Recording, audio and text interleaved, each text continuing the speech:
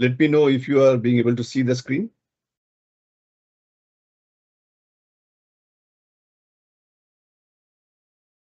Yes, sir.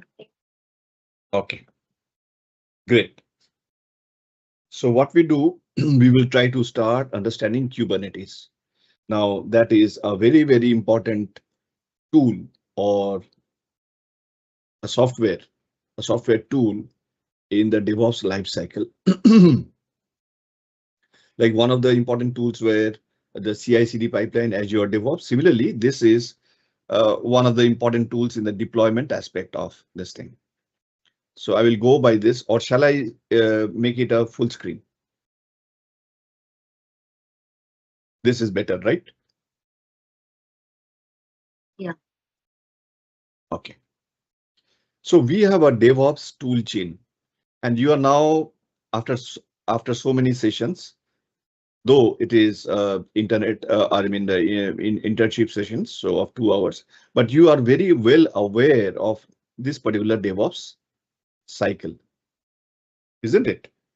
And these are the various phases of the DevOps cycle, or you can say the SDLC life cycle. SDLC is the software development life cycle. So where you start planning to deliver a software, you will start planning and designing. Then you go to the coding, then you build, then you give it to testing, then test. After the test is fine, you will release it. That is, this is delivery part. You have seen that publish, copy, publish, and release. And therefore, then deploy it with a proper packaging. Okay, and deploy it. And here comes where you are deploying it. You are deploying it over an orchestration tool called Kubernetes, because if you have Dockerized, or if you have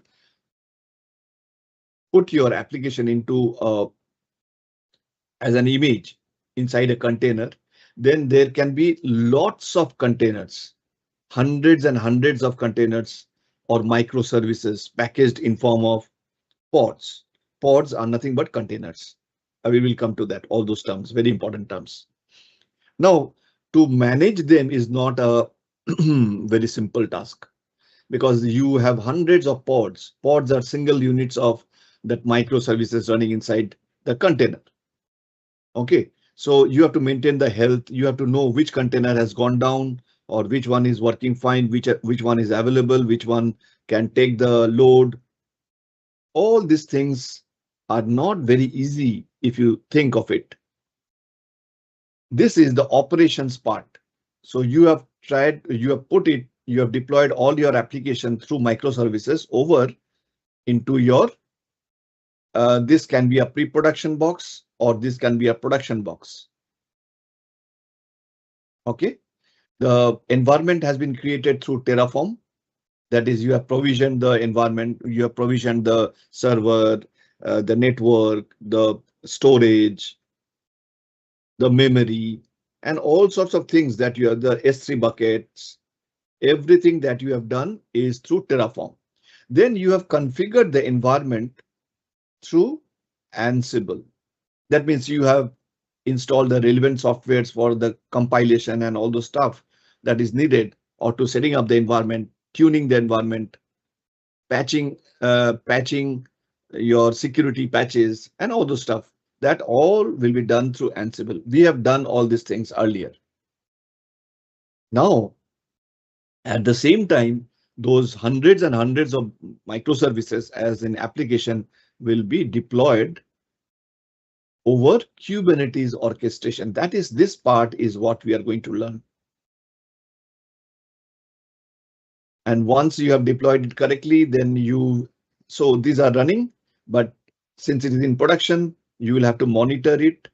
If there is, you will monitor it through Nagios or Splunk or Datadog, whatever it is. Okay. And then, or maybe through Prometheus. And then that will give a feedback back to the, if there is any issues, it will go back to the coding or the development team, and again the cycle will be repeated, and again the fresh set of code will be deployed, and all those stuff. So the cycle goes on and on and on. So it's a very nice diagram where each and every phase, what are the tools, what are the DevOps tools that you can use is depicted. Any question? So Kubernetes fits in the DevOps toolchain in the operate phase. When you finally deploy. Okay. So now what is the DevOps journey? So when you are with us, we will guide you whether you have to take this DevOps course. That is, you have to learn DevOps properly, whether it is fundamental or advanced. Now we consider Kubernetes part of advanced DevOps. So in our paid training course of 2 months, of you can say 8 weeks, we have merged Kubernetes course with the DevOps. These are fundamentals, but it is not only fundamentals. This we teach in details and with lots of hands-on practicals and labs. So you become a pro. So what we do is prepare you with, because many interviewers will be not only interested with your understanding of DevOps, understanding of the various DevOps tools, how good you are in that. At the same time, they will surely be asking questions on Kubernetes, because Kubernetes is now a basic requirement of if you are aiming to be a DevOps guy or DevOps engineer. Sorry, your knowledge of your knowledge of Kubernetes is a must. So even you are going into entry level of DevOps, they will still ask whether you are comfortable with Kubernetes. And if you are, then you have created yourself or differentiated yourself from the crowd. There will be many people going in for the DevOps interviews, but since they will lack the knowledge of Kubernetes, you cut an edge over them. You will impress. So our suggestion is that while you learn DevOps, you must learn Kubernetes. That's why we have merged Kubernetes, though Kubernetes comes in the advanced DevOps. And there is SRE, Site Reliability Engineering. This is a set of tools, very important tools that is you learn, specifically those who are aiming to be in the operations. Operations form the backbone of any big organization. And if you know the SRE ELK products, okay, there are 3 ELK products. I will not go into the details, but that is mostly for the monitoring and the health checks. And basically you are converting those big log files, which are unstructured data, into the structured query so that you can query through SQLs. And then you can display with the Kibana dashboard, you can display a lot of graphics and what is happening, where there is some leak, where there is a lot of memory that is getting used, where has the memory leak happened. All these things you can easily, by interpreting on the logs, and the logs are, you can take it from me, the logs can be huge. But learning these tools, SRE, will make your life very simple, and you will be the most go after guy in the organization, because you know DevOps, you know SRE along with Kubernetes. So you are the most looked after or most favored or most like blue-eyed guy in the organization. You are a go-to guy. Now, many people ask whether learning SRE is a must. I will say no. It is good. It is good to have a knowledge on SRE, but you can skip this part. SRE. you can learn DevOps along with Kubernetes and then straight away jump into DevSecOps, which is cybersecurity. And nowadays, learning cybersecurity is not complete if you do not learn DevSecOps, because most of the 90% of the companies have implemented DevOps in their organization. So as a DevOps engineer, you are required to work with them. But at the same time, you can also learn cybersecurity with DevSecOps because that is giving you a big edge. The assets that you have created using DevOps should be secured. That's why you learn DevSecOps, which is a part of cybersecurity. So you have to you have learned pipelines like Azure DevOps. Now, how you will secure your pipeline? The pipeline is automated, but how will you ensure that it is not hacked? It is not secured. It is secured. It is by learning DevSecOps. So I will suggest that you learn Kubernetes along with DevOps and jump into learning cybersecurity of DevSecOps. Any question? So that is the most that is the best roadmap. If somebody is going like this, then there is no competition. Nobody can compete with this guy who has learned DevOps in the proper way, learned Kubernetes in the proper way, learned SRE in the proper way, and then learned, devoted his time. So this is the growth roadmap. Once you learn all these three, you are the most sought after. Your salary will be, I mean, it's quite bigger than others in the market, like those who are just knowing DevOps or those who are just knowing SRE. A person who is learning all the three of them is mostly highly paid. Like these are your top 5 skills in demand. You have to know what are the things that you should learn, because if you learn everything, there is no value. You have to learn. When you give an exam, you must not prepare. It is good if you prepare for everything. If you learn everything, that is good. But for exam preparation, you need specific chapters to be learned most properly. Here also in the job market, you need to know which skills you need to grow. Like it has been reviewed by, as per LinkedIn, the most sought after job portal. Okay, so the LinkedIn suggests that the most demanding few skills, which is Linux. First of all, you need to know Linux, because you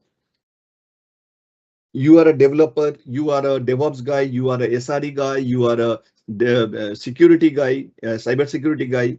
You cannot say that I would not learn Linux. You have to learn Linux. So this is the skill that you have to grow. If you don't have, nobody's. You start growing with us. Okay. Then Docker. The concepts of Docker, you have to be very proficient in Docker. Then shell scripting. The shell is a part of the Linux. Okay, but you need to know a particular shell scripting. Okay, so because as I told you in the pipeline script, what you've seen is all shell scripting.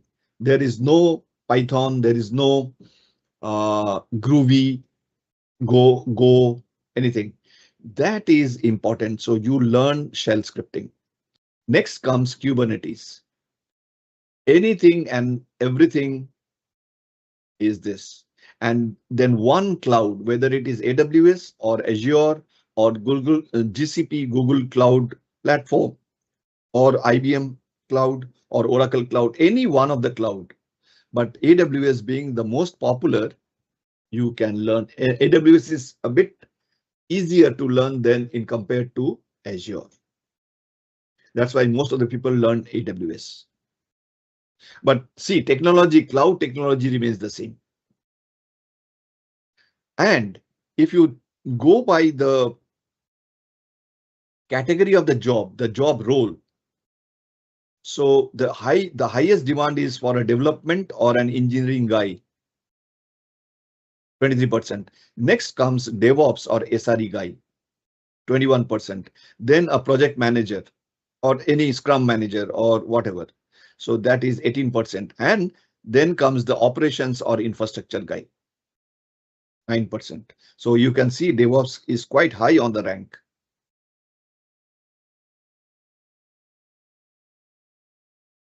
Any questions so far?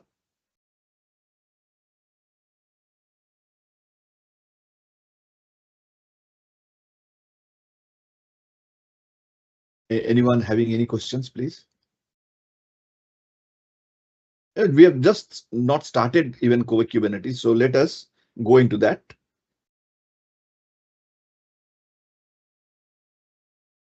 So Kubernetes has been designed by Google. So G should be capital anyway. That's a wrong thing.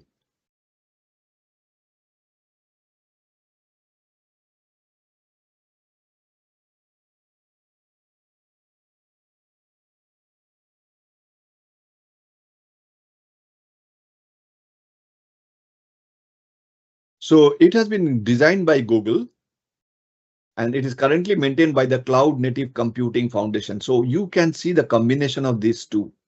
These are the giants. Google is the giant, you know. So if something is coming from the house of Google, and therefore you can easily stay in the market for future for very long. You have to know Kubernetes, then Google will come up with certain other. So already the version number 31 is in the market. Can you believe? Already 31 versions are there. So Google is very smart. They keep on upgrading. But if you do not know Kubernetes, what will you do with the upgrades? You have to first learn Kubernetes properly.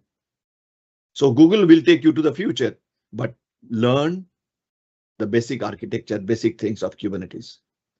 And then this one has been endorsed by CNF, Cloud Native Computing Foundation.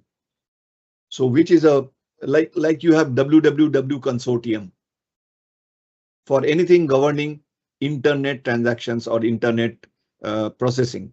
So it is WWW. Similarly, anything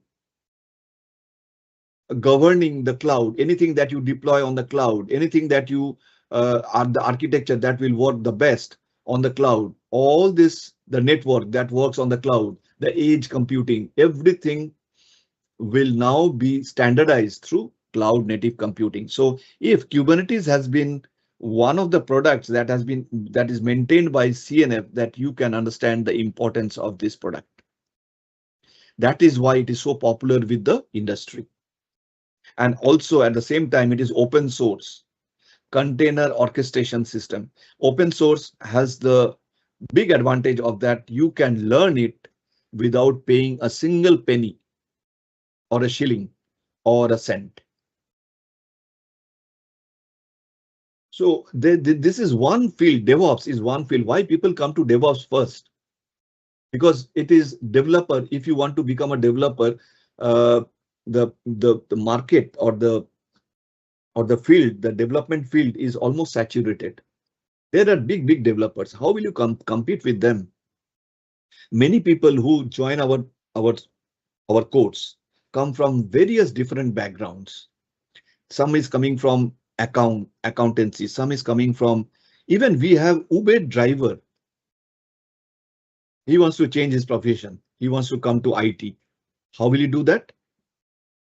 And you know, the person who came from Uber is now doing an IT job after he has been trained through us. So it is what I'm saying. The basic thing is this is one opening to the world of IT. It is the one and only one is the DevOps. You cannot directly jump into cybersecurity from some other domain. You have to come through because something you have to learn, and how, and without spending a lot of money on the softwares, on the tools, because all of the DevOps tools are all open source. That is the biggest advantage. You don't have to spend a single cent over purchasing the license. Whereas when you join your corporation, your company, you will be working on enterprise version of whatever open source you have used. So whenever you have learned Kubernetes, it is on an open source community version. But when you are working in your this thing in your company, then they are going to use enterprise version, which has a few more functions or few more features available than your open source version, community version. Okay, but otherwise everything remains the same. Only that if you want to deploy something over commercially open source, you cannot do it through open source. You have to go for an enterprise because it will not be published or it cannot be launched as in the market without a licensed orchestration tool like Kubernetes. So naturally you learn it through an open source, but when you use it, you will be using it in a company where they are learning, where they are doing the license version. What is it doing? It is automating application deployment, scaling, and management of what? Of hundreds and hundreds of containers that has been deployed. It can scale up, scale down automatically. It will help in your application deployment very seamlessly. You have heard about blue-green deployment, canary deployment. Okay. So all these deployments are possible because you are going to use Kubernetes platform. I'm not going to do much about this. What is the power of Kubernetes? When you learn it in details, you know what is the power behind. So rollout management, as I was telling you, the rollout, you will do it in a phased manner, either through blue-green deployment and this. So this technology will help you to do automatic deployment without any downtime. And that is why it is so popular with the industry, because the clients whom the industry serves does not prefer any downtime. Because you see, can you think of Amazon going down for 1 minute? What will happen if, say, Microsoft Azure Cloud goes down for 1 minute? Leave the question of 1 hour. It can be millions and millions of dollars loss to the business of Microsoft. So no client will like, and many clients have based their applications based on the cloud of AWS, Amazon, or Azure, or Google. So their application, when hosted over the cloud, can AWS afford to have a downtime? But AWS also have to keep on upgrading, patching. So many things are going to happen in the background, but it should not make your clients know about that. So that is the biggest thing. That is, your deployment, whatever you are doing on the back end, should not impact the client which is running in the front end. It has to be so seamless. It has to be so well planned. And there are technologies to support you. That is the blue-green deployment, canary deployment, and other types of deployments that you do. And it is possible because of Kubernetes. You can have a resource bin packing. That is you can declare the minimum and the most configured resources. That means you can have the minimum and the maximum of resources configured for your containers. So while you are designing your deploying your containers, you can at the same time through Kubernetes, you can declare through the manifest files of Kubernetes, you can declare what is the minimum amount of resource this container is going to take and what is the maximum of the resource. And you can specify a limit. Okay, so what happens is it is not going to potentially hog all the resources without even using it. No need. Earlier days it used to. You are not using it. You are using only 20%, but you have occupied 100% of the resources. That is a bad design. So you occupy what you use. You do not in advance book your memory because those are costly and you have to get them. Those are costly resources which you need to leave it alone for the other applications or other uh, say configurations to pick up. But at the same time, you will see that when you can do a configuration over the Kubernetes in such a manner, it will save a lot of price because you are using, so use pay as you go sort of a architecture or tariff. So you must pay what are you using. You must not pay for things you are not using. So if that is so, then you are saving a lot of money for your company. And that is where you use Kubernetes. And Kubernetes can do a lot of auto scaling.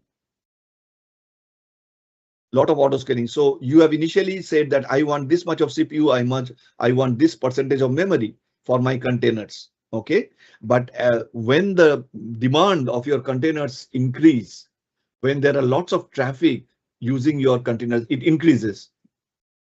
Then there is auto scaling. Who is providing that auto scaling automatically? Kubernetes.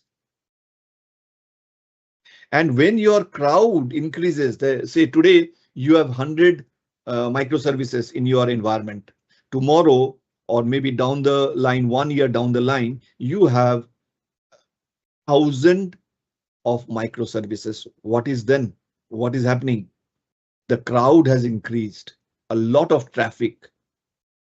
Okay, so out of the thousands and thousands of microservices, you want a particular service to be hit without loss of time.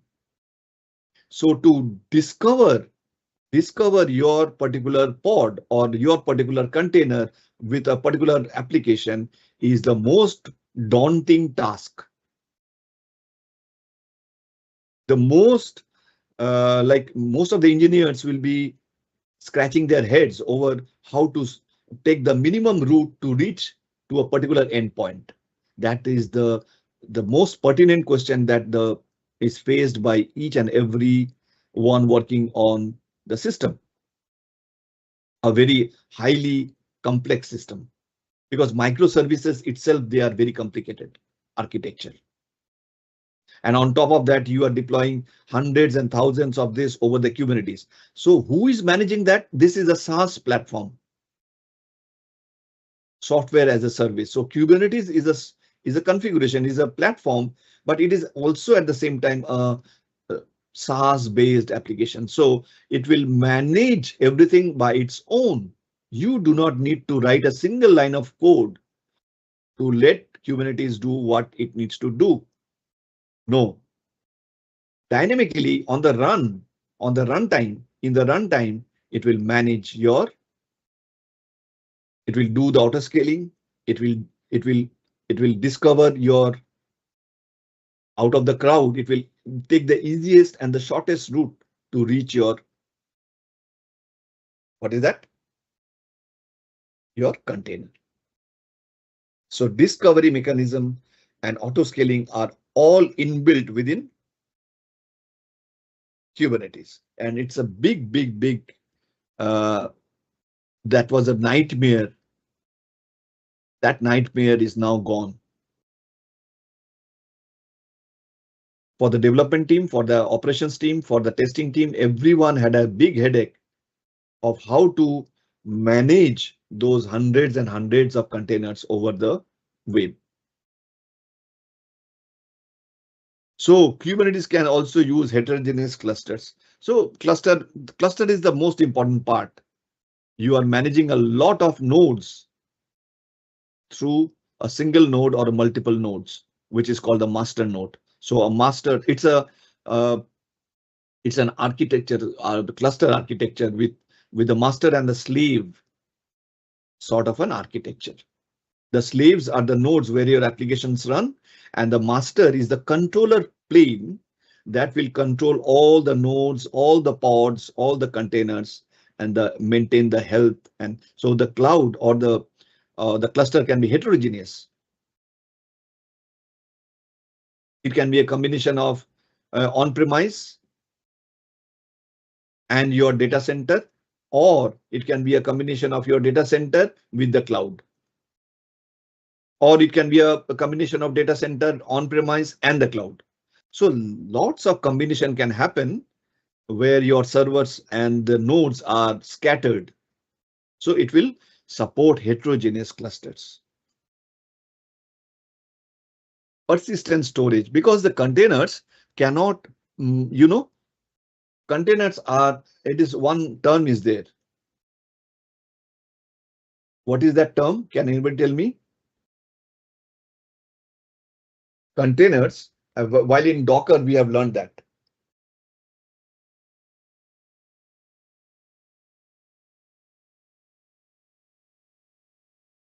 Docker containers are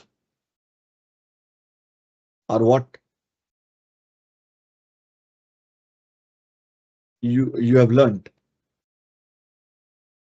are temporary, ephemeral. What is ephemeral? It's temporary. That means what is temporary with respect to the data. So you cannot store your data in a container. It is like a RAM, random access memory. It is not a RAM. I'm just giving an example. Like RAM, as long as your system is on, whatever you store in your memory called random access memory, it is on. Once you shut it off, all the data is gone. All whatever you have stored in the memory inside the RAM is gone. So it is called ephemeral or temporary. Similarly, the containers, you can temporarily store data over the containers, inside the containers, but in the volumes called containers. Those in Docker volumes, you can store in Docker volumes permanently. But since we are not using Docker architecture, we are going to use Kubernetes. Therefore, Kubernetes gives a persistent storage called PV, persistent volume, like here Docker volumes, to store data permanently or as long as you need. So here it is called persistent volume, and the mechanism to claim the data or to use the data is PVC, persistent volume claim. So you claim the data you have stored, and this is a shareable unit. So this PV is shared between the pods. So it is shared between the pods. So nobody is the owner of this PV. Everybody but can share the data from this common pool, shared pool. So nice arrangement. But then if you want to claim it, you have to use another persistent storage object called PVC. Anyway, that is beyond our scope to learn. But as I'm telling you, so it can store your data as and when, and the data can be huge, big. All can be managed through Kubernetes. Kubernetes is a fantastic thing. It is not only discovering your services or doing this, managing your pods, it can give a lot of other features. Storage is one of them.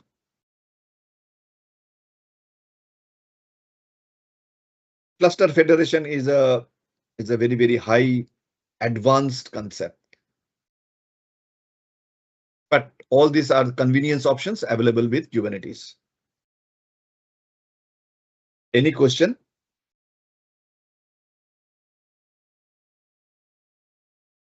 Now, why the industry has adopted Kubernetes? There are 7 big reasons. Simple app. So the Kubernetes, once you know it properly, you will know that deploying it on Kubernetes cluster, deploying your applications over Kubernetes cluster is a simple thing. That is one big advantage. It can handle hundreds and thousands of microservices with ease. And the world is moving towards microservice. What was the earlier technology called? If you are not using microservices, what is that called? What type of application you would be using instead of using microservice application earlier? Monolithic. Anyone? Monolithic. Fantastic. Absolutely. Absolutely. Correct. Monolithic. Mono means one, lithic means layer, one layer, single layer. So they are very tightly coupled. All the functions, all the modules within the application is one single layer. So they are very tightly coupled. So if one function goes down, the entire application will go down. Whereas it is loosely coupled, because these are microservices. They are not dependent or tightly coupled with the other containers. Okay, so these containers, they can work as a single application. Say this is a login application. This is a authentication application. Oh, sorry. And this is another pod which is giving you payment gateway application. So no one is linked to the other, but if login needs to talk for the authentication, so a person logging in, whether the person is authenticated, maybe the login is valid, but whether there is another second level of authentication authorization, so this application will be called. So there can be a link between the two microservices, but otherwise they can work as a single unit. When needed, this can call this. It will not call payment gateway. Login will never call payment gateway because there is no dependency. Here, it can call authentication to authenticate the user. The user wants to log in. Okay. Again, maybe the shopping cart, the cart is another microservice. Now, shopping cart can, so whenever you are ordering something, you will use the payment gateway. So there can be a call between these two. So there can be some links, but otherwise they are loosely coupled. That is and this architecture is quite complicated. It is not that simple. But what happens is this complicacy can be taken over by Kubernetes. Kubernetes will take care. You do not have to scratch your head over how to manage things. No. You just, as a coder, as an application developer, you just concentrate on your functions. When you deploy it, everything will now be taken care by how the health is managed. If this pod goes down, another pod will come up with the same functionality.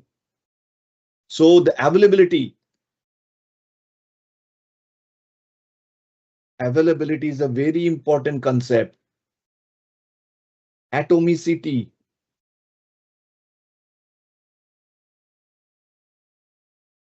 Dependability or reliability.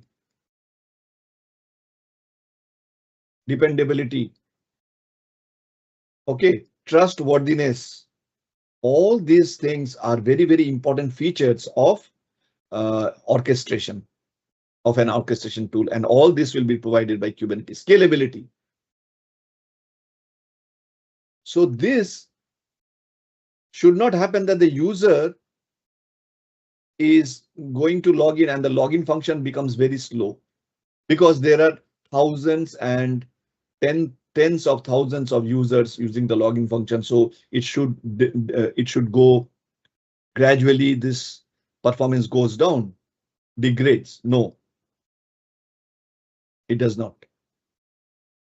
A aircraft, sadly, there was an accident in India. A aircraft has a capacity of 240 passengers.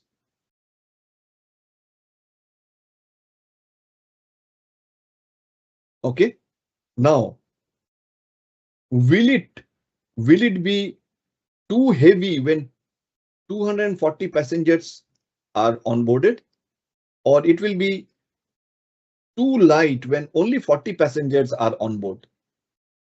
Will the performance vary when it is 240? It will become a bit slow in the year, and when it is 40, it will be very fast. No, it does not work on that principle. If it's so, then it is a faulty mechanism. Similarly, in the microservices, whether the users, the number of hits or number of the traffic grows again and again, will the performance of this particular function degrade? No, then it's a bad design. So if now definitely it will need a lot of resources as more and more traffic goes into it will. So there is an automatic scalability. The number of CPU, the number of the amount of memory, percentage of memory, because as I told you, when each and every container was initially assigned with certain percentage of CPU, certain percentage of memory to use in the idle condition. But when more and more traffic goes in, the resources, there can be a resource crunch, and then automatically Kubernetes pitches in. It can, because it monitors each and every health of each and every pod, and thereafter it will scale automatically on the fly. So the availability is always there. Atomicity, like you have started a bank transaction, your account is debited because you are giving some money to another account which was supposed to be credited, right? That is a banking transaction over the internet. Now, what happened is, if this transaction is not atomic, what will happen? Your account will be debited, but this account was not credited. Will you say that this process is correct? It cannot. Then there is a big issue. You will raise a dispute that your account was debited, but the amount which was supposed to be credited to that account was not credited. Somebody has already siphoned the money. No, then that is a bad system. It is not called atomic. It has to be atomic. If it has started, it should reach the goal. Similarly, any microservice function should be atomic. It should be dependable, trustworthy. That means if it has started one transaction, it should complete. If not, if for some technical reason, if the account was not credited, so the money should be refunded back. This is dependability. This is trustworthiness of your system. That since something happened at this end, some network failure or something, it can be anything. If the transaction could not go through, the money should come back, refunded. If that is happening automatically, then you can say that this system is dependable. This is trustworthy. Lift and shift. You can lift your application from the on-premise, that is from your office to the cloud, very easily through Kubernetes. Kubernetes can help you do this shifts, lift and shift, as if you are lifting your application from your office or data center and putting it into the cloud in the public place, or leveraging the maximum utilities of processing over the cloud. Okay. And of course, this entire Kubernetes is over the CNF. That is why it is so popular. It is maintained over the network functions which are designed and hosted over cloud native network functions. It will enable your processing of machine learning. That means AI enabled computation is possible on over Kubernetes. It is therefore, since AI is also entailed to heavy computing, it enables computing heavy tasks like big data, Hadoop. It can process big data over the Kubernetes architecture, which are huge petabytes of data and requires heavy computing. Even the machine learning requires heavy computing. And of course, one of the most important aspects of using Kubernetes is because it can support the automation of CI/CD pipelines. So CI/CD tasks are easier to perform with Kubernetes. So you deploy your CI/CD pipeline over onto Kubernetes. That is what an example I have shown you in the demo in the last class, isn't it? It was so simple to deploy it over Kubernetes, and your pipeline will run automatically on Kubernetes with all the pods that it deploys, everything maintained by Kubernetes. So can you see the advantage of having Kubernetes? So that is the 7 popular reasons why industry has adopted Kubernetes. Any questions from this end, from your end?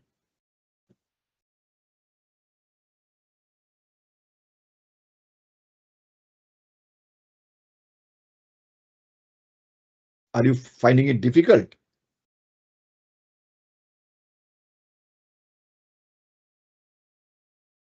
Hello? Are you finding it a bit of, there is any difficulty? Or you are finding it interesting? We have not yet gone into the architecture. Let us go into that architecture. So we have 1 more hour left, and I think we can cover few more slides. And after that, on the next weekend, we will complete the entire discussion on Kubernetes. Is that fine? So let us move ahead. Now coming to the role of Kubernetes. As I said, that this is the monolithic application where you have the front end, back end database. Front end is, all the applications which are running on the front end. It can be Angular, it can be React, it can be Vue, it can be Oracle Financials. So many things they are running in the front end. Okay, there is the back end. Back end is the sort of a middleware where your business logic is processed. Business logic is the finally what will be the business logic, that is what the business wants out of the data, out of this process. So some logic will be given, some intelligence will be built into the front end queries, and then those things will interact with the database to see, after all, the front end or the users who are using the front end actually wants to access the data through some logic to get the final result, some dashboard, some graph, some output, so that they can understand what they are looking for. The information is what they are looking for, and information is stored in the database. But how you represent that information is through some logic. Okay. But this is all built, all these functions are built within one layer monolithic application. They are very tightly coupled and not independent. If your front end and back end is working fine, but your database is down, nothing will work. Your application is down. But coming to microservice application, you see, I'm a user, I'm still using the front end. Front end is using the back end is using the database. But There is a big but. So the database is, for the security, it is having a database logic over here, but the main storage is done on the cloud, over the cloud, persistence storage, because it is much more secured. Then, so it may happen that a user can get an access to your database and your data can be hacked. But this database, the user will never get an access to this storage. Because it is stored over the cloud, and the cloud has lots of security measures inbuilt.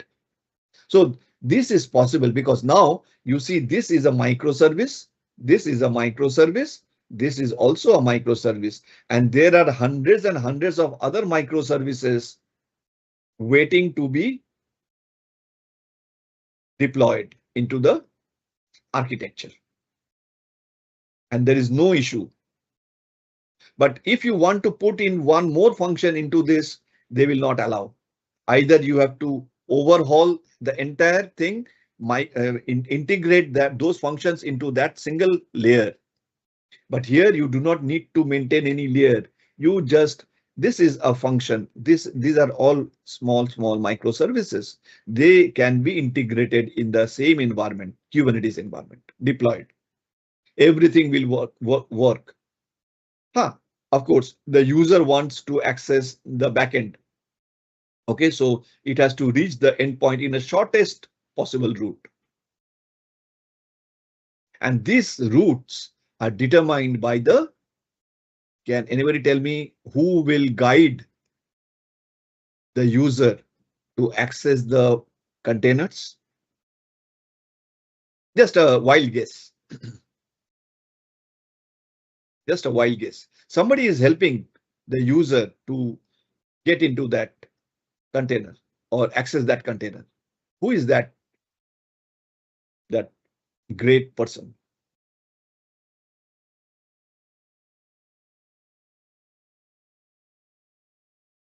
So these are microservices. In the name itself, there is one thing called service. So the microservices can be reached through the services provided in the Kubernetes cluster. We will come to that. So there is a need to maintain and monitor and govern the containers for their health and stability and availability, that there is a need for container orchestration. So now do you understand why there is a need for something which can orchestrate, which can coordinate the orchestration between the microservices?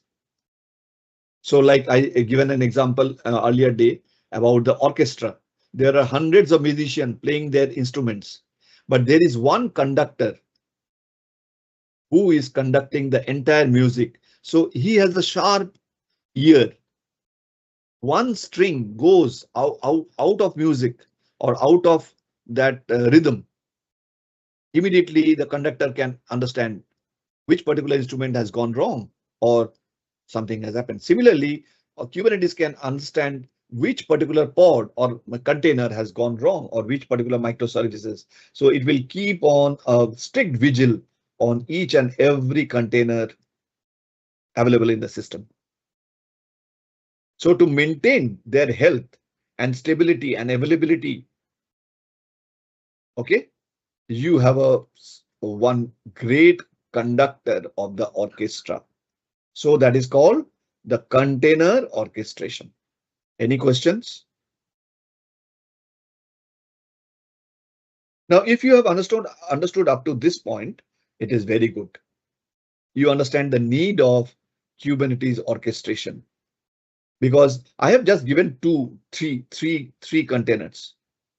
But can you imagine that within this cluster, you can have hundreds and thousands of such microservices scattered over, say, 30s and 40s of nodes. Nodes means servers. Can you believe?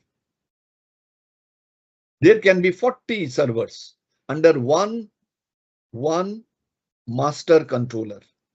And within the 40 servers, there can be each node can have thousands of microservices. but all within one single microservice cluster architecture of maintained by Kubernetes. Can you believe the complexity? That is the beauty. That is what you need to work with. And the company who is employing you will surely need you to manage that show. Yeah, you will have a team of DevOps guys, but you are the one who knows Kubernetes in and out. Even if not in and out, your knowledge, whatever it is, will be more than enough to get you a job. So the role of Kubernetes is trend from monolithic to microservices. That is one trend for which you need to have a microservices manager, which is the Kubernetes, through a container orchestration. And you daily on a daily basis, you are going to increase the use of containers because your thing becomes so easy to deploy over the Kubernetes. So you can, today you have done one function, you deploy it. Tomorrow you have developed 5 more functions, you deploy it as a microservice over Kubernetes. That way, the number of containers keep on growing. So the features of the orchestration tools that needs to offer is high availability or no downtime. So if you are going unmanageable, you are putting so many microservices on the Kubernetes and Kubernetes is failing to manage them, then I will say your architecture is not perfect. Though you are using Kubernetes, but your configuration is not making it highly available. So there should not be, it can afford 0.1% of downtime, but not more than that. So 99.99 should be your availability time. Scalability or high performance. So I should not allow the flight to lag that push when it is taking an upward movement, when it is taking off. If there is not enough power in the engines, then what will happen? The plane can go down, can wobble through and get an accident. So the scalability or the high performance is most important part. Disaster recovery. That is, a disaster can always be there. You cannot avoid a earthquake. An earthquake can be there anytime, but you have to have enough measures to counter or prevent the fallout of an earthquake. So of a disaster can happen, but you have to be prepared well enough to recover that disaster. So there has to be a backup and restore, automatic backup and automatic restore. All these things you are not doing, Kubernetes is doing for you.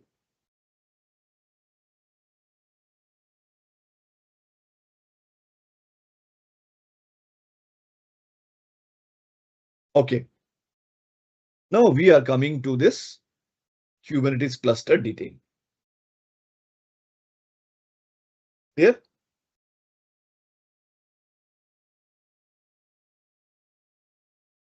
So what does this cluster say? Cluster, this is the entire cluster. Okay. So starting from here, ending over here. So does this blue boundary is the Kubernetes cluster. So this is the Kubernetes symbol. This is K8S. By the way, Kubernetes is K and S, and the rest, there are 8 characters. 1, 2, 3, 4, 5, 6, 7, 8. So it is K8S.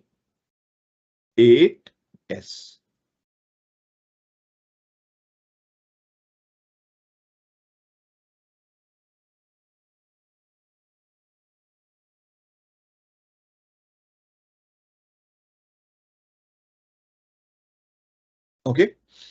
So this is a Kubernetes cluster. You have to, we will learn we learn how to create a Kubernetes cluster from the scratch in our training. In the 2 months training that we learn, that is the most important part. You have to know how to configure your cluster or create your own cluster. Okay, so there you will create one master node. To start with, one master node and at least 2 worker nodes, 1 and 2. These are servers. This is also a server. This is also a server. This is also a server. So this is called master and these are called slaves. Slave in not the wrong sense of the term, but just to indicate that there is, if this is called a master, then this is a slave. Because the slave will act as per the wishes of the master, as what the master instructs them to. So these are nodes where you will deploy your applications. You will never deploy, or the Kubernetes will not allow you to deploy anything on the master. You know why?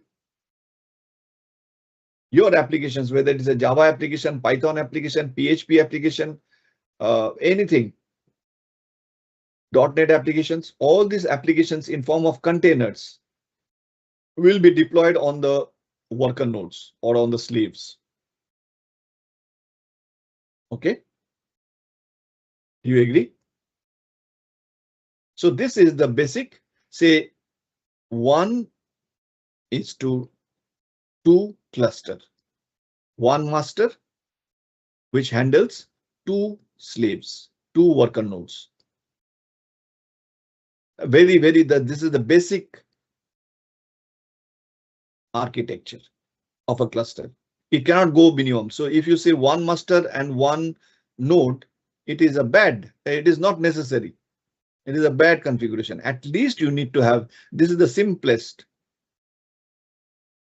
This is the simplest and this is the basic.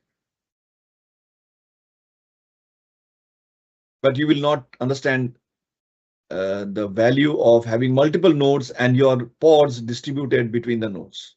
So at least you can have a basic structure like this.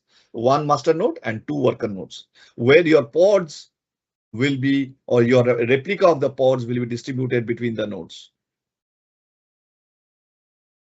Because if one node goes down, the other node is still there. So all the pods will migrate from the tainted node or the node which is out of capacity or something has gone wrong. Those nodes or those pods will be migrated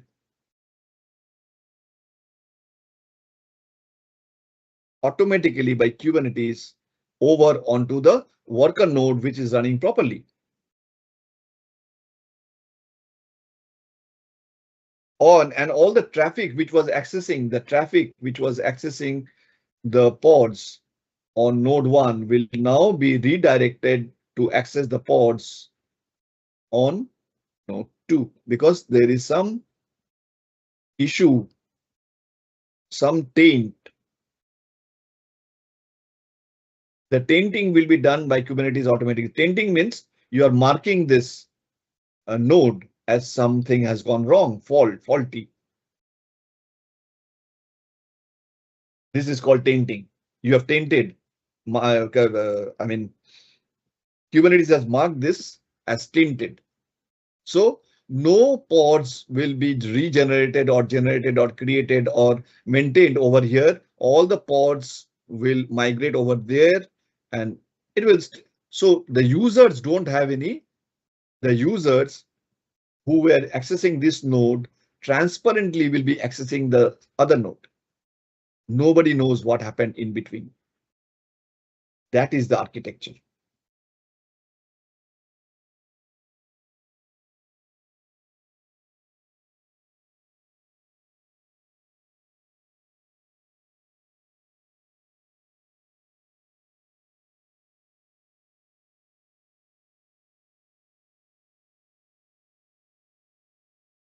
Okay. Any question? So once you have established a cluster of one master and two slaves, then actually you have installed the control plane on the master node and the data plane on the worker nodes. Data means because they will hold the pods or the containers, the applications. That is why it is called the data plane. And this is called the control plane because it controls. What are the components on the master? This is one of the vital components, HCD. I will come to this afterwards. API server. This I will say heart. If you consider the cluster as a body, this is the brain. This is the lungs. This is the kidney. They are all vital parts of the body.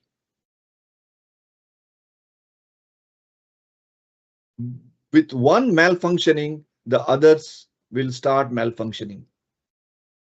And specifically, when your heart dies, the brain will die automatically because the heart will send oxygen to brain, the blood. So if the heart dies, the brain is bound to die.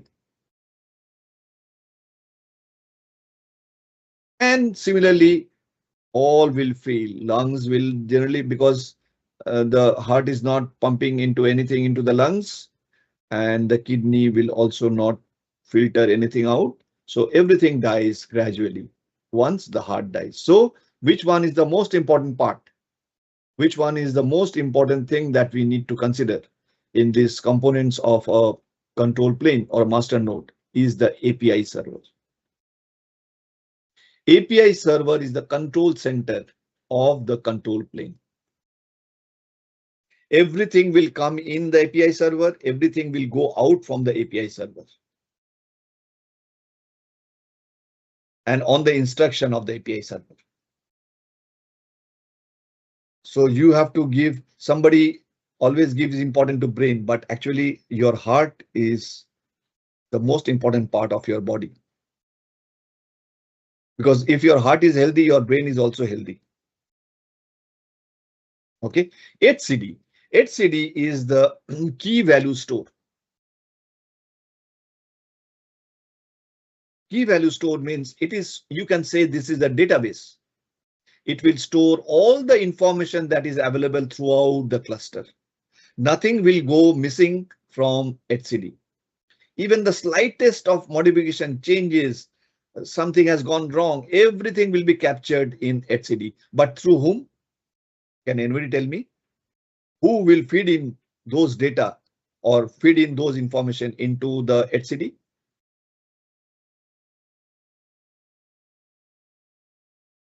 Under whose instruction HCD will get those data and store them as key value store?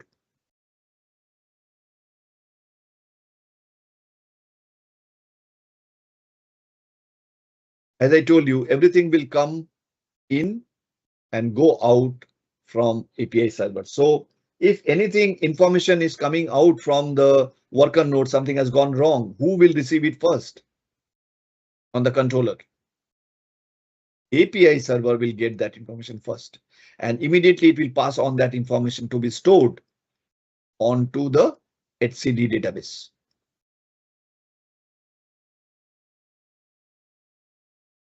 Any question?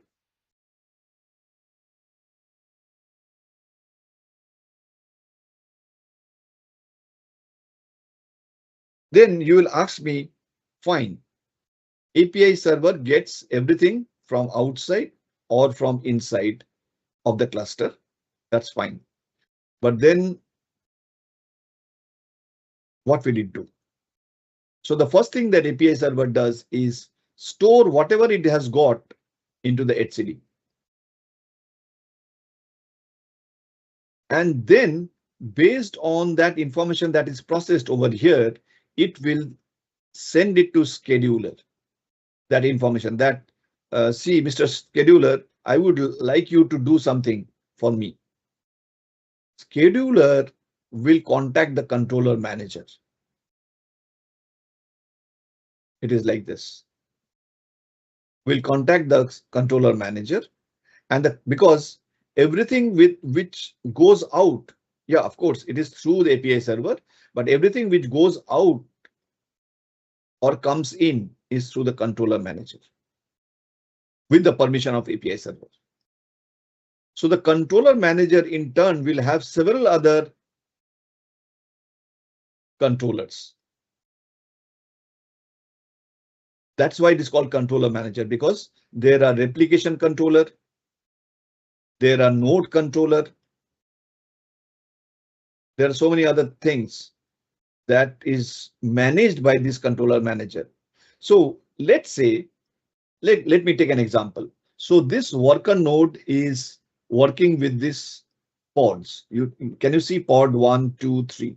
Let's say this is one particular Java application with 3 replicas. What is replica?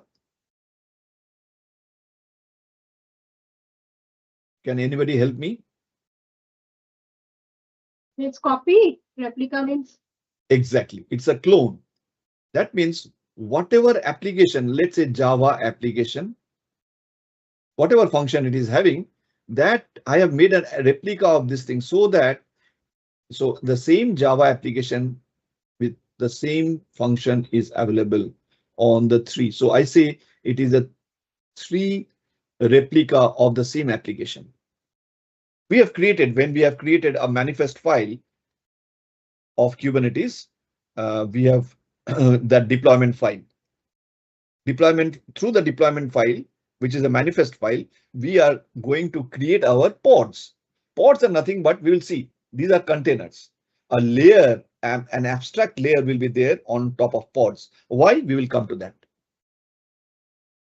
So I have 3 replicas of the same application. Now this pod has gone down. This pod has gone down. How many left? 3 was reduced to 2, right? Now this is not a desirable state. I wanted every time 3 replica of the Java application should be running at any point of time. This is not desirable. So if this is not desirable, this information, so kubelet is another component on the worker node. Kubelet is called the pod manager.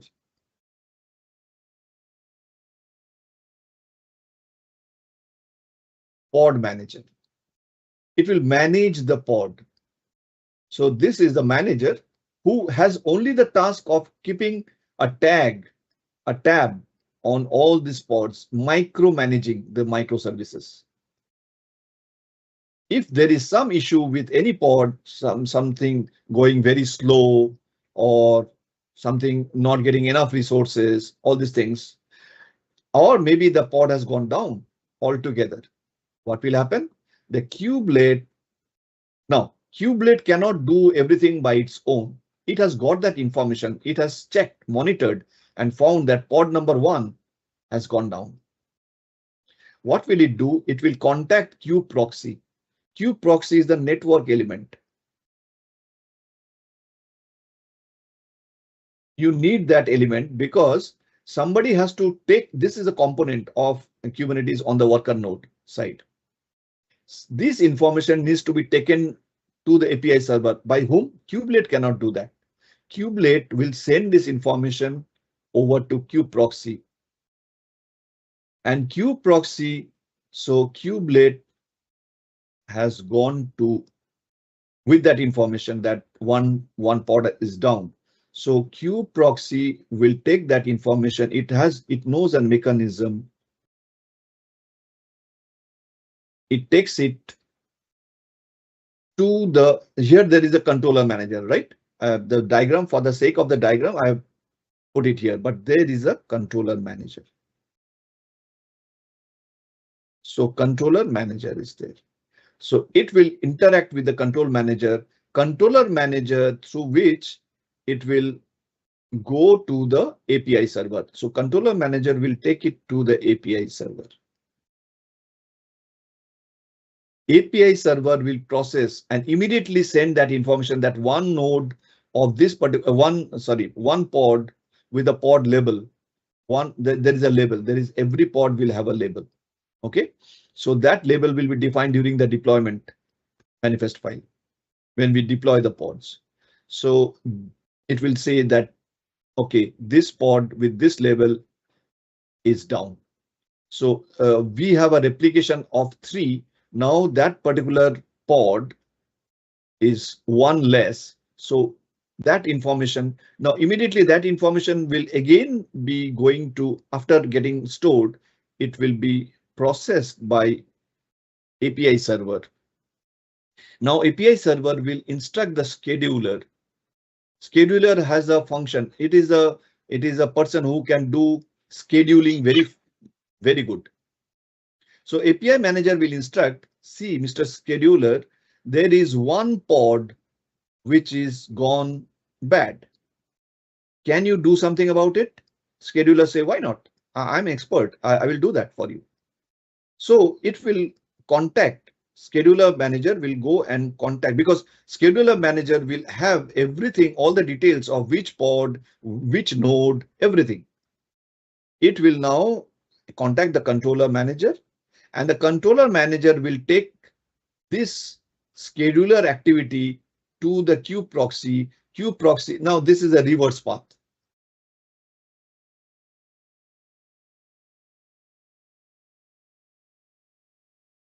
Kube proxy will take it to the kubelet. Okay.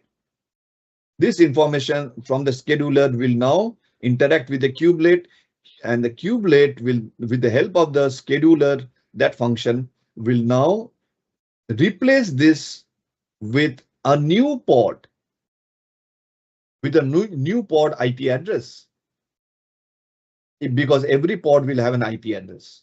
That's why it can be contacted, because see, everything is over some network. There is a pod network going on between the controller plane and the data plane. There is a pod network. So over the network, all this information passes. So basically, it's a game of network. So that network says that this particular thing has to be replaced, immediately replaced. So it will again make 2 to 3. So this pod, which was with IP address, some IP address, will be replaced by a fresh new, but with the same application. Because you have desired 3, you have got 3. So you desired 3 replicas. Due to some accident, you got 2 replicas working, and then it was replaced with 1 replica which was correct. And if in my sessions, in my Kubernetes sessions in our class, we have lots of examples for lots of labs to show you how these things are replaced. You can monitor it, you can watch it. Okay, the pod will be replaced with a new IP address, with a new pod, with a pod ID, with a new pod ID, with a new pod name, you can say. So any question how things work inside a Kubernetes cluster? So now you got it replaced from 2 to 3 immediately, but I have taken a lot of time to explain you, but it happens within fraction of seconds, less than fraction of seconds. So efficient. Because it is not the case of one pod. There are thousands and thousands of pods. So if I take too much of time in replacing one pod, then what will happen to the others? Because let's say at any point of time, there are 100 pods which have gone down. So if you take so much of time in just replacing one, what will happen to the other 99 pods? It is not like that. It is instantaneously. It happens. That is the efficiency Hi, of. Debasis. Yes, yes. Hi, thank you for explaining this one. So, like in one cluster, like what is the maximum number of pods we can fit? Let's say we have one Java app. So for Yeah, this yeah. Java app, how many pods we can fit? Means I- how we get to know that particular Java app, how many pods we should install? How we get to know this one? Yeah, that is actually the application architect who will decide how much. See, Mm. because these pods are hosted over the node.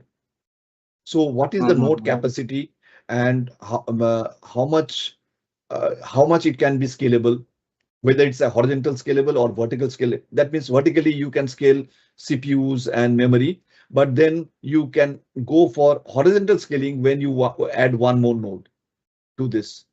So you replicate or you get all these nodes replicated over, cloned over to the other node. But that is an extreme case of scalability. You generally go for vertical scaling. Those are automatically done. But minimum, you will configure the worker node as per your requirement. And also the thing is, number of nodes in that cluster will depend on your uh, application and the number of microservices that you have. It is not that this application is all over the one node. You can distribute, say, 3 of this is working over in this node and another 3 of it is working on the same Java application is working on the other node. So if something happens over this node, immediately this will take over. Or there is no standard. I mean, there is a round robin logic of how will you rotate between the distribution that is from the load balancer. How will it load balance between the nodes? So this node is too much of uh, traffic. So at one point of time, it can go out of resources, even if you have horizontally scaled or sorry, vertically scaled, and some there can be some limit. Then automatically this will be sort of something like that kubelet will give a instruction to the scheduler that this is the heavily loaded node. Okay, why don't you shift over to the other node, which is quite reasonably not that busy, and those pods are already available over here. So you will distribute. So that is a part of architect to design how many nodes you will configure over, how many pods you will configure of that same application over this, and how many over the other nodes.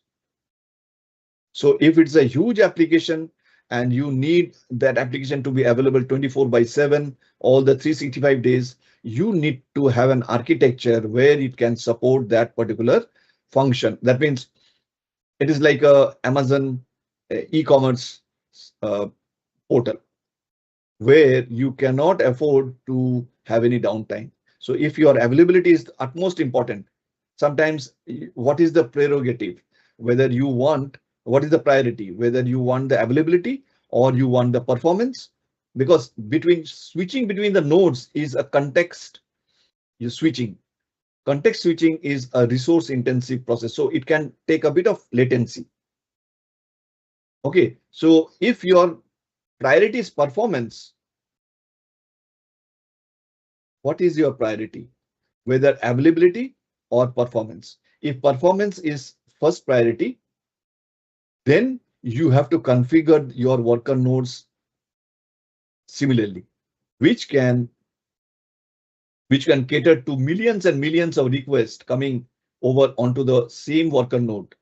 Or maybe you have a load balancer installed in between the user and your application, which will load balance the traffic between the distributed nodes.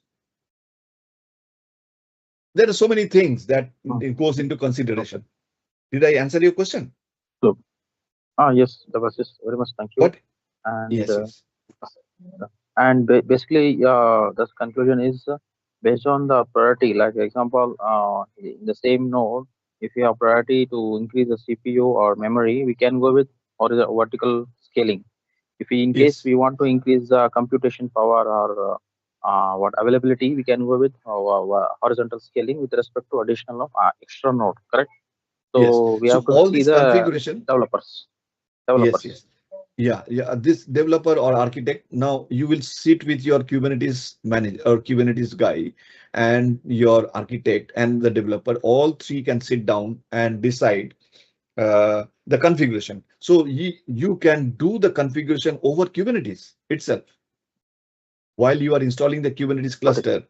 So all these decisions have to be taken before you install the cluster, because you are going to uh, install the cluster in such a way that you configure. So what much of memory, how much memory goes into worker node 2?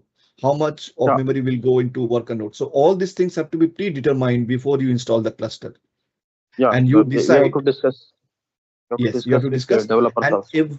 everything is configurable through your manifest files while you install your Kubernetes cluster. So it is all Kubernetes that can be taken. Your application do not need to be changed for all these things. You just instruct or configure Kubernetes accordingly. Thank you, Debasis. And even, no problem. And even after the configuration or after the installation you have done. So that is the reason so many so many companies are now going for EKS or AKS. Because if because yeah, please. Yes, correct. I observed this scenario when we having the issues with actual Kubernetes, right?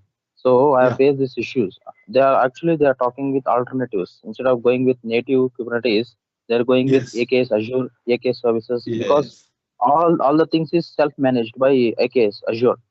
There is Exactly. no need to manage by our DevOps guys or developers guys. So no need to Yeah. manage. You have to So just while you are installing over the EKS, that is Amazon Elastic Kubernetes Services or Azure Kubernetes Services on Microsoft Azure Cloud. So, and during the installation, you can also configure. That is the beauty. So you configure on the EKS what are the things that you need to do, and thereafter everything will be taken care. After that, according to your configuration, everything will be done automatically inbuilt within the EKS. That is because that being again a SaaS. because minimum configuration, maximum deployment, Maximum throughput. faster Yeah, deployment, faster maximum. deployments. Yes, exactly, Very exactly. nice, very nice. Thank you. So that is what I was saying, that I would like to discuss this only after we have discussed the basic things, the flow. You have a kubelet on the worker node. You have a kubelet on this thing as well, on the master node as well. Because can anybody tell me why? Why do we need you have a kubelet, which is the pod manager? Are there any pods over here? Why should you have a kubelet? There is a kubelet component also when you install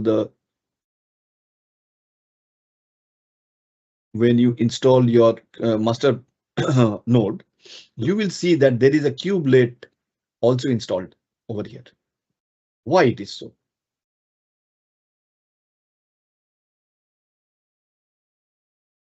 See, the kubelet is managing the container runtime. These are all containers. These are pods. So it is the manager. But where is the pods here?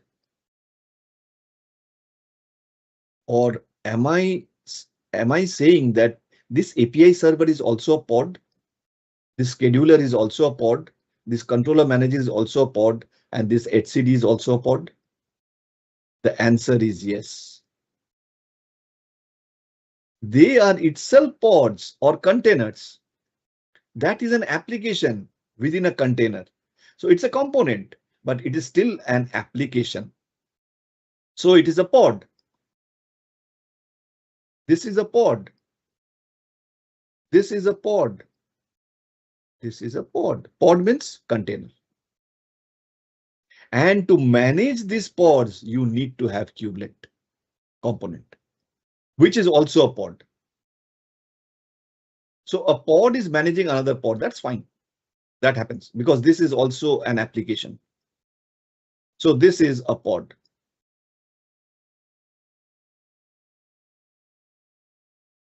So therefore, there can be a tricky question from the interview that whether there is a kubelet component on the master node. You will say yes. Because these are all whatever we say, cloud controller manager, replication manager, controller manager, scheduler manager, API server, all these are pods. They also need to be managed. Because who will carry? Okay. Yeah. There was just one follow-up question. So Yeah, like let's say example, I have one doubt. Like if control plane goes down, if all these worker nodes also goes down, or it will be still working? No, because kubelet very is good question. All these things will keep on working, all working. So basically there is no need, but when is the need comes? The need will come, say one container down. Okay, you are not getting it replaced. Why? Because your control plane is down. Fine. I still have two. One more controller or one more pod down. Because pods are ephemeral. It can go down. That is the beauty. Don't worry. Because you have desired 3, you will always get 3 if your controller is there. Control plane is there. But right now, as per your question, your control plane has gone down. It is also a server. Please remember. This is also a server having some operating system. Now this has gone down means this will not be replaced. This will not be replaced. So you are running a risk that your Java application is now there is a lot of traffic. It cannot handle. So whether it goes down or not, the traffic becomes very slow because it is only getting processed through some cycle, time cycles of one traffic getting some slice of that time, another then gets so the process becomes very slow, and at one point of time this pod will also go down. So what happens? There is a bad user experience. Your system is down. That is where for the availability is the most important part. Performance is the most important part. What happens? Your availability has gone down, your performance has gone down. And finally, your application is down. So that's why till the point, yes, if all the 3 are working fine, all this are working fine, no issues. And this can go down. And in the meantime, you will rectify, your Kubernetes manager will rectify, admin will rectify something, it will be made up. Once it is up, whichever is down, let's say this one was one down, immediately that will be brought back to the desired state. Within fraction of. So in this case, like if we take the same example in EKS or AKS, we don't need to worry about control plane, right? No, we have to no, only no, focus no. on worker nodes. Okay. Yes, exactly. That is the You main just advantage focus of this. Okay. this Okay. case. Got it. Yeah. Because we have to focus only on worker nodes, not for control planes. Yeah. Not for the control plane. Control plane is entirely taken over and managed by EKS. EKS are assured of that. Because Amazon will ensure that this never goes down. Even if it goes down, it will be brought up within seconds. You will not feel any difference.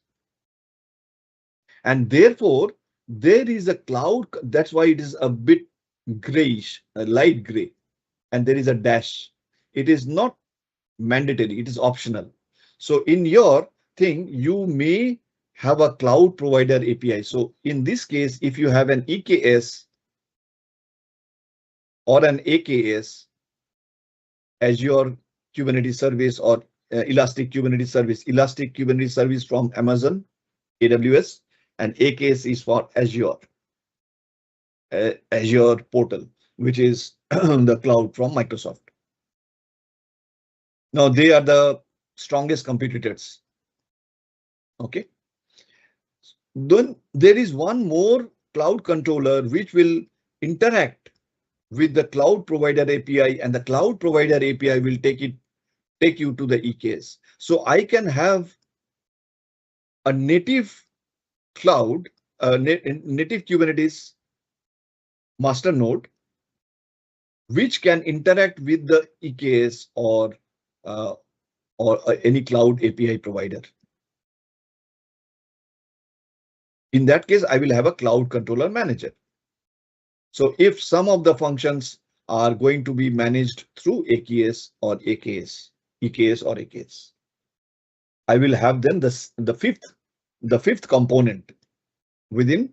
I will have to install the fifth control plane master node. So basically, it is during the EKS installation that you will end up having an extra cloud controller manager within the master component within the master node. Is that part clear? Yes, there was no doubts for me. Okay. So keeping this in mind, I will see. I will remove this. We have done 11. We have another